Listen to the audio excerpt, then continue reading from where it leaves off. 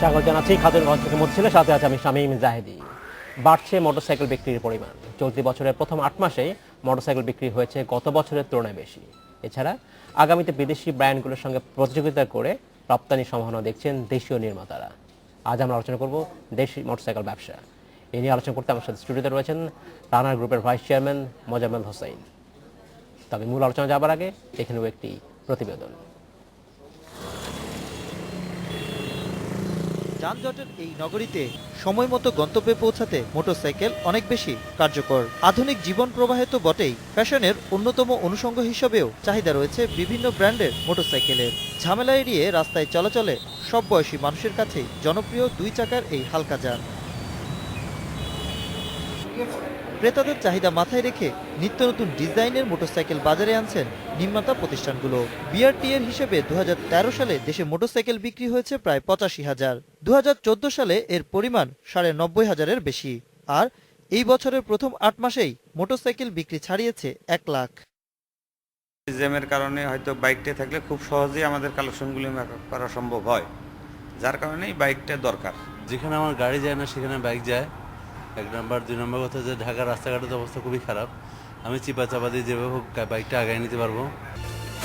বাড়তি চাহিদার কারণেই এখন দেশেই তৈরি হচ্ছে বিভিন্ন ব্র্যান্ডের মোটরসাইকেল। এছাড়া রপ্তানির সুযোগও তৈরি হচ্ছে বলে জানিয়েছেন এ খাতের ব্যবসায়ীরা। আমরা এই চ্যালেঞ্জ মোকাবেলা করে আমরা এগিয়ে যাচ্ছি আস্তে আস্তে করে। এই অভিজ্ঞতা হয়তো দেখা যাবে 5 থেকে 10 বছর পরে আমরা একটা যত কোয়ান্টিটি আমরা এই দেশে বিক্রি করতে পারবো, তত কোয়ান্টিটির আমরা হয়তো তার থেকে বেশি হয়তো বাইরে বিক্রি করতে পারবো। সরকারি হিসাবে দেশে এখন প্রায় 13 লাখ নিবন্ধিত মোটরসাইকেল রয়েছে। Ashraf Alam, independent news, Dhaka. দেখলাম প্রতিবেদনটি আমরা। যারা মোজাম্মেল হোসেন, আপনাকে স্বাগত জানাচ্ছি অনুষ্ঠানে। কেমন আছেন আপনি? জি, আমি ভালো আছি। প্রতিবেদন দেখছিলাম যে যেখানে দেখানো হচ্ছিল যে বাংলাদেশের মোটরসাইকেলের ব্যবসা বেশ ভালো। এই বছরে বিক্রি গত 8 মাসে এই বছর 8 মাসে গত বছরের তুলনায় বেশি এসছে। এবং রিপোর্টে এটাও বলা হচ্ছে যে বাংলাদেশের দেশীয় নির্মাতারা বিদেশি ব্র্যান্ডের মোটরসাইকেলের সাথে ব্যবসাকে তারা টেক্কা দিয়ে এগিয়ে যাচ্ছে। কি রহস্য রয়েছে? দেশীয় উদ্যোক্তারা কেন ভালো করছে বিদেশি ব্র্যান্ডগুলোর তুলনায়? কথা শুরুর জন্য আমার একটু কারেকশন দরকার হবে, তথ্য বিভ্রাট আছে একটু। জি বলুন প্লিজ। সেটা হলো, আমরা যে দেশে মোটরসাইকেল বিক্রি করি বা বাজারজাত করি, পাশাপাশি ভারতীয় বিভিন্ন দেশের বা জাপানি মোটরসাইকেলও বাজারে আছে। রাইট। এই মোটরসাইকেলগুলো যখন বাজারে যায়, এগুলো ডিলাররা বা বিভিন্ন বিক্রেতারা সরাসরি কাস্টমারের কাছে বিক্রয় করে। আচ্ছা। বিক্রয় শেষে ওনারা এটা রেজিস্ট্রেশন করেন এবং সেই রেজিস্ট্রেশন থেকে তালিকাভুক্ত হয়, এবং যা আপনি একটু আগে ব্যাখ্যা করলেন যে বিআরটি বাংলাদেশ রোড ট্রান্সপোর্ট অথরিটির মাধ্যমে যে সংখ্যাটা আছে সেটা বললেন, কিন্তু প্রকৃত চিত্রটা একটু ভিন্ন রকম। জি বলুন। সেটা হলো যে বাংলাদেশে মোটরসাইকেল আসলে ক্রমান্বয়ে আমি একটু বেশি সময় নিচ্ছি। আমরা এই কোম্পানিটা শুরু করেছিলাম আমাদের পরিশ্রম দিয়ে, মেধা দিয়ে 2000 সালে। এবং 2000 সালে যখন শুরু করি, এইটা আমরা প্রত্যেক বছরে অ্যাভারেজ গ্রোথ, আমরা বিভিন্ন কোনো বছর 40%, কোনো বছর 25% মার্কেট গ্রোথ হয়। এবং এক সময় 2011 সাল পর্যন্ত এসে টোটাল মার্কেট গ্রোথ হয়ে 30,000 থেকে প্রায় 3,40,000 মোটরসাইকেল বাজারজাত হয়েছিল। আচ্ছা। এক বছরে। এবং সেই সময় আমরা 48,000 মোটরসাইকেল বিক্রি করেছি, 14% শেয়ার আমাদের ছিল। জি। আমরা মোটরসাইকেল প্রস্তুতকারক প্রতিষ্ঠান হিসাবে গভর্নমেন্ট কর্তৃক স্বীকৃতিপ্রাপ্ত হয় 2011 সালে, কিন্তু আমরা শুরু করি কাজটা 2007 সালে। এখানে বলে রাখা ভালো যে আমরা 80cc-তে মার্কেট লিডার এবং অন্যান্য মোটরসাইকেলও আমরা প্রস্তুত করি। তথ্য বিভ্রাটটা হলো এই জায়গায় যে বিআরটি থেকে যেই সংখ্যাটা আপনারা পেয়েছেন সেটা আপনারা বলছেন, কিন্তু আমাদের দেশের গ্রামগঞ্জে মফস্বলে তারা মনে করে যে এটা একটা বাড়তি খরচ, তারা রেজিস্ট্রেশনটা করান না। আচ্ছা। কিন্তু বিক্রেতারা বিক্রি করেন, যে কারণে হচ্ছে কি এই সংখ্যাটার তারতম্য ঘটছে। আসলে আপনারা বলছেন, বিআরটি বলছে 1 লাখ, কিন্তু প্রকৃত 3 লাখ। কিন্তু গত 3 বছরে অর্থনৈতিক কিছুটা প্রবৃদ্ধি ঘটেছে, কিন্তু কৃষক বা অর্থনীতি একটু তারতম্য ঘটেছে, এবং পলিটিক্যাল রিজনের কারণে কিন্তু প্রত্যেক বছর 2011 সালের পরে 12 সালের এই টোটাল মার্কেটটা পড়ে গিয়েছে। আচ্ছা। পড়ে গিয়ে প্রায় অর্ধেক 2 লাখ হয়ে গেছে, এবং ক্রমান্বয়ে 2-3% করে মার্কেট শেয়ার বৃদ্ধি পাচ্ছিল। কিন্তু এই বছর আবার শুরুতে 3 মাস যে অন্তর্দ্বন্দ্ব বলেন বা পলিটিক্যাল আনরেস্ট বলেন বা যে কারণে মার্কেটটা কিছুটা ছোট হয়ে গেছে, তো এখন আবার কিছুটা করে ভালো হচ্ছে। আপনার প্রসঙ্গে আমি চলে আসি। জি প্লিজ আসুন। সেটা হলো যে আমরা এই 2011 সাল থেকে বাজার চাহিদা দিয়ে মোটরসাইকেল প্রস্তুত করছি, বিভিন্ন মডেলের মোটরসাইকেল আমরা প্রস্তুত করছি, 50 সিসি থেকে 100 সিসি মোটরসাইকেল আমরা প্রস্তুত করছি বাজারের চাহিদা অনুযায়ী, এবং আমরা ভাবছি ইনশাল্লাহ আগামী বছরের মধ্যে আমরা রফতানি করব এবং রফতানি সফলতা আনবো, এটা আমরা ভাবছি এবং সেই কার্যক্রম অলরেডি করছি এবং সেই কার্যক্রম প্রায় সম্পন্ন পথে। আমরা আশা করছি যে 2000 সালে আমরা রপ্তানি করতে পারবো। রপ্তানি করবেন কোন কোন জায়গায় বা কোন কোন দেশে রপ্তানি করবার সম্ভাবনা আপনারা দেখছেন বেশি, এবং সেখানে রপ্তানি করবার ক্ষেত্রে যে ধরনের স্ট্যান্ডার্ড মেনটেন করার কথা সেটা নিশ্চয়ই আপনারা করছেন বা রাখছেন বলেই এটা পারবেন। রপ্তানি করবার ক্ষেত্রে আসলে আর কোনো বাধা আছে কিনা? আসলে প্রথম হলো যে রফতানির আগের কথাটা, রফতানি করব কিন্তু রফতানির আগের কথাটা বেশি মুখ্য। রফতানি করার জন্য আসলে একটা জিনিস প্রডিউস করতে হয়। তো এইটা এমন একটা জিনিস যে টেকনিক্যাল জিনিস, এটা কিন্তু একদম সহজ জিনিস না।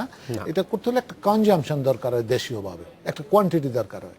তো এই ক্ষেত্রে যদি বলি যে আসলে দুনিয়াতে এখন সবচেয়ে মাস পিপলের জন্য অনেক বাইক আছে 1500 সিসি 2000 সিসি শৌখিন ইউরোপে ব্যবহার করে, সেটা এক ধরনের, কিন্তু সাধারণ সামগ্রীর লোক যারা ব্যবহার করবে জনসাধারণ, তার জন্য যে মোটরসাইকেল, চীন একটা দেশ যেখানে প্রচুর মোটরসাইকেল প্রস্তুত হয়, এবং আমাদের পাশে ভারত, দুই দিকে আছে, তারা অনেক করে। কিরকম?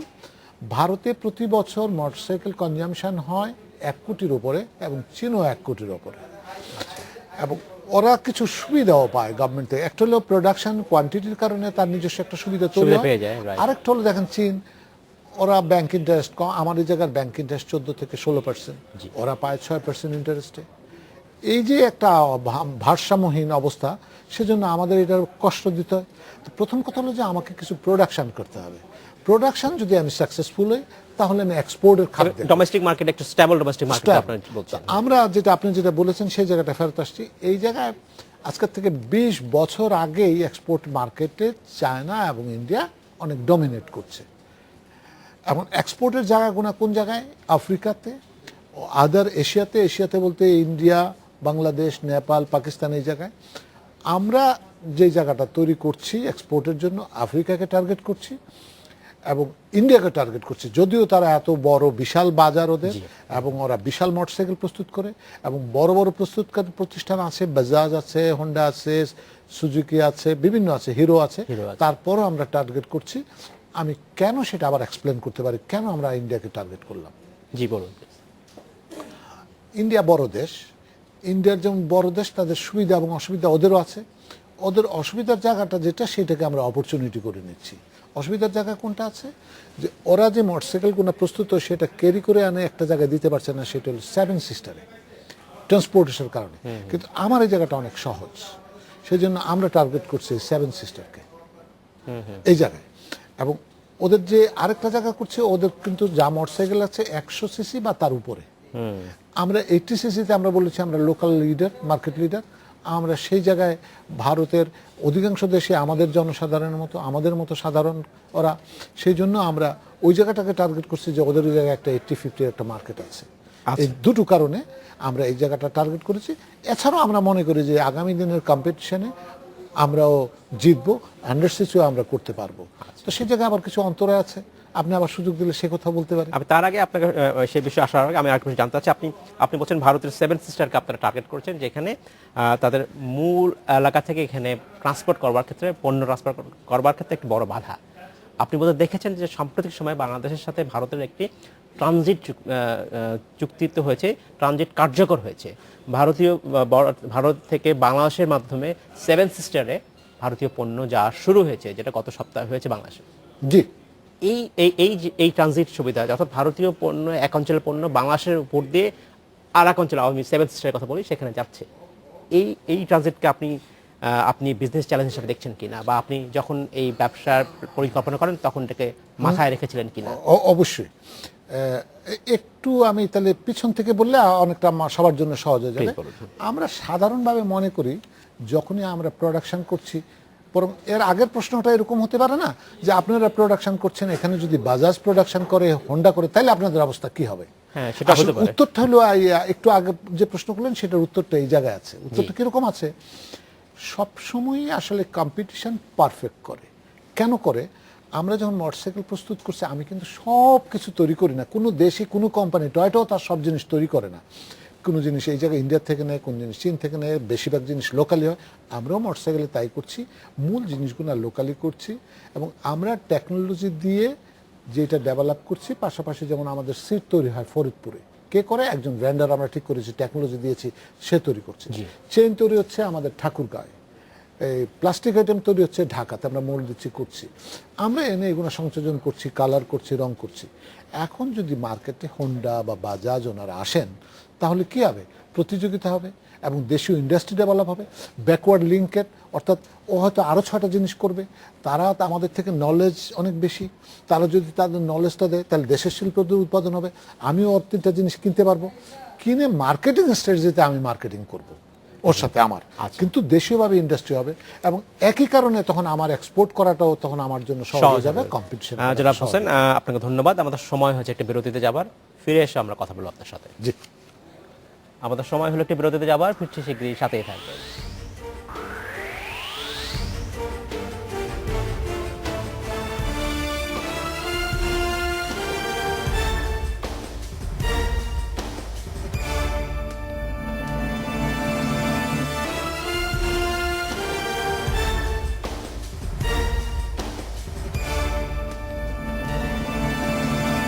স্বাগত আরেকবার খাতুনগঞ্জ থেকে মতিঝিল। আজ আমরা আলোচনা করছি মোটরসাইকেল ব্যবসা নিয়ে। এই নিয়ে আলোচনা করতে আমাদের সাথে স্টুডিওতে রয়েছেন রানার গ্রুপের ভাইস চেয়ারম্যান মোজাম্মেল হোসেন। জনাব হোসেন, আপনাকে স্বাগত জানাচ্ছি আরেকবার। কেমন আছেন আপনি? জি, জি। আমরা কথা বলছিলাম মোটরসাইকেল ব্যবসা নিয়ে, বাংলাদেশের ব্যবসা নিয়ে। আপনি বা আরো কিছু প্রতিষ্ঠান, আপনাদের প্রতিষ্ঠান হচ্ছে যারা দেশে মোটরসাইকেল তৈরি করছে, উৎপাদন করছে, কিন্তু একই সাথে আপনাদেরকে অন্য মোটরসাইকেলের সাথে, বিদেশি ব্র্যান্ডের মোটরসাইকেলের সাথে প্রতিযোগিতা করতে হচ্ছে, যেগুলো মূলত ট্রেডিং এর মাধ্যমে আসলে বাংলাদেশে বিক্রি হচ্ছে। যেগুলো এই ক্ষেত্রে ট্রেডিং এর সাথে আপনারা যখন যারা ম্যানুফ্যাকচারিং ব্যবসার সাথে জড়িত, এইখানে ব্যবসায়িক প্রতিযোগিতা আসলে কি ধরনের প্রতিযোগিতার সম্মুখীন হচ্ছেন, বা সেখানকার লেভেল প্লেইং ফিল্ড পাচ্ছেন কিনা আসলে? হ্যাঁ, আমরা একসাথে দুটো কাজ করছি, অন্যান্য কোম্পানিও সেটা করে। সেটা হলো, প্রথম কাজটা যেটা করছি, আমরা মোটরসাইকেল প্রস্তুত করছি, ইন্ডাস্ট্রি ডেভেলপ করছি, এবং ইন্ডাস্ট্রিয়াল বেনিফিট দরকার, সুবিধা দরকার, নতুবা করবো কীভাবে। মোটরসাইকেলটা প্রস্তুত করার পর তারপরে মার্কেটিং কাজটা করছি। আর মার্কেটিং করতে গেলে আমাদের প্রতিযোগী কোম্পানি আছে, অনেক বড় বড় প্লেয়ার আছে, যেমন বাজাজ আছে, হিরো আছে, হোন্ডা আছে, টিভিএস আছে, ইন্ডিয়ান প্রতিষ্ঠান। সেগুলো শুধুমাত্র দেশে এসে বিক্রি হচ্ছে। এখন দেশে এসে বিক্রি হচ্ছে, তারা কিন্তু আর প্রতিষ্ঠান প্রস্তুত করছে না, প্রস্তুত হচ্ছে সেই ভারতে।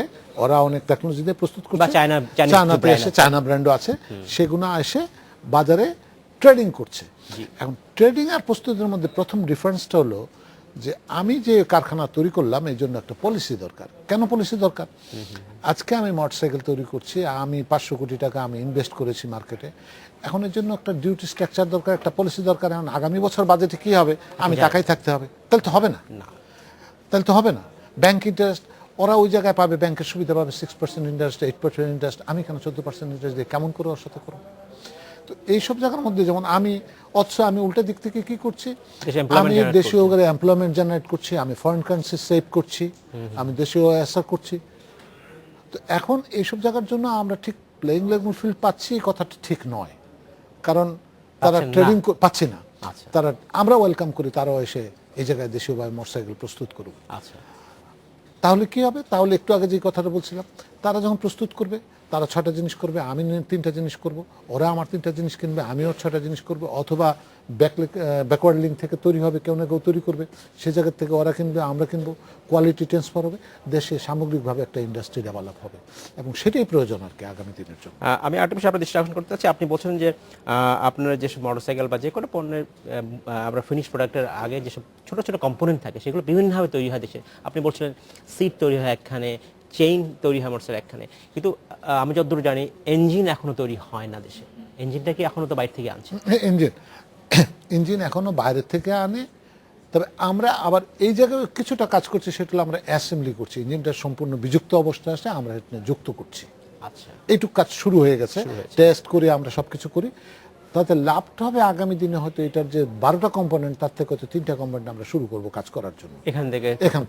হয় আমরা নিজেরা করবো, না কেউ এগিয়ে আসবে, তার মাধ্যমে পুরো জিনিসটা হবে। কিন্তু এই ইঞ্জিন তৈরি করবার ক্ষেত্রে বাংলাদেশের অটো ইন্ডাস্ট্রির জন্য একটা বড় বাধা, আমরা বহুদিন থেকে শুনছি বাংলাদেশের অটো ইন্ডাস্ট্রির কথা, কিন্তু কখনোই কোনো প্রতিষ্ঠান ইঞ্জিনটা আসলে তৈরি করতে পারছেন না। কত দূরে আছে আসলে, আমরা বাধা কোথায়, কেন পারছি না? আমাদের মার্কেট একেবারে ছোট নয়।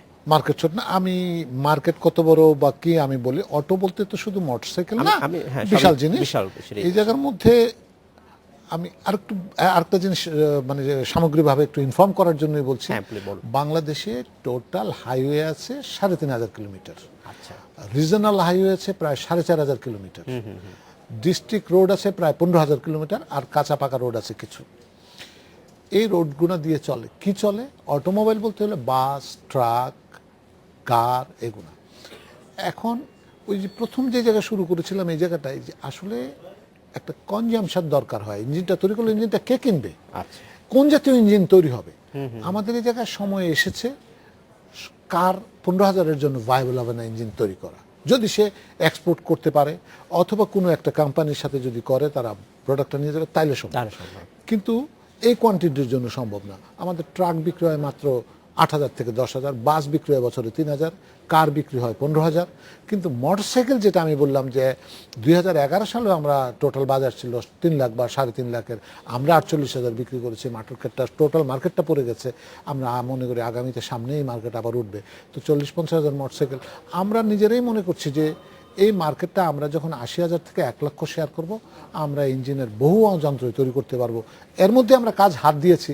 আমি মনে করি যে এটা খুব দূরে নয়, খুব দূরে নয় ইঞ্জিন তৈরি করবো, মোটরসাইকেল ইঞ্জিন দেশীয়ভাবে তৈরি করবো, এটা খুব তাহলে দূরে আমরা নয়। আসলে বলতে পারবো যে পুরোপুরি দেশি মোটরসাইকেল আমরা বলতে হয়তো পারবো। দেশে এখনই বলতে পারে না, আমি একটা জিনিস হিসাব করতে হবে। জি, বলুন, হ্যাঁ, একটা জিনিস component-এর- হিসাব করতে হবে জি। যে জাপান কি দেশীয়ভাবে করে? জাপানও তো জিনিস বাইরের থেকে আনে, কেন আনে? তার লেবার কস্ট, তার টেকনিক্যাল। আচ্ছা। এখন আমরা যে মূল জিনিসের কত পার্সেন্ট জিনিস এই জায়গায় করে ফেলি। আমি পুরা বডির ফ্রেমটা এই জায়গায় করি, আমি ফুয়েল ট্যাঙ্ক করি, আমি সাইড স্ট্যান্ড করি, আমি এই জায়গায় পেন্টিং করি, আমি স্টিকারিং করি, আমি সিট দেই, আমি চেন সবই দিচ্ছি। টুকিটাকি কিছু জিনিস আসলে কিছু ইন্ডাস্ট্রি ডেভেলপ করে যেমন একরকম, আর এইটা হলো নলেজ বেজ ইন্ডাস্ট্রি, অর্থাৎ জ্ঞানের প্রয়োজন। এই নলেজ বেজ ইন্ডাস্ট্রি এই কারণে বললাম যে ইন্ডাস্ট্রি ডেভেলপ করতে চাইলে আমার কথা শুধু হবে না, এই জায়গায় আপনাদের, আমাদের, ইউনিভার্সিটি, ইঞ্জিনিয়ার সবার ভূমিকা আছে। অর্থাৎ ইঞ্জিনিয়ার ইউনিভার্সিটি যে ছেলেটা পড়ালেখা করছে ওই জায়গাতে পাশ করলে কোনো লাভ হবে না, টিচারদেরও লাভ হবে না, যদি এইটা আমাদের সাথে লিঙ্ক আপ করে, ওরা যদি আসে যায় কীভাবে ডেভেলপ হবে। এবং এটাকেই বলে knowledge base technology, knowledge base economy. যদি ওরা পারিপার্শ্বিকভাবে পার্টিসিপেট করে তার মধ্যে দিয়ে হবে। তো আগামী দিন যেটা আমি সামনে দেখছি, পূর্ণাঙ্গভাবে বলতে পূর্ণাঙ্গ 80% 90% প্রোডাকশন হয়তো হবে, 10% তখন হয়তো বাইরে থাকবে। কারণ কি ইকোনমিক হতে হয়, ইকোনমিক হতে হয়।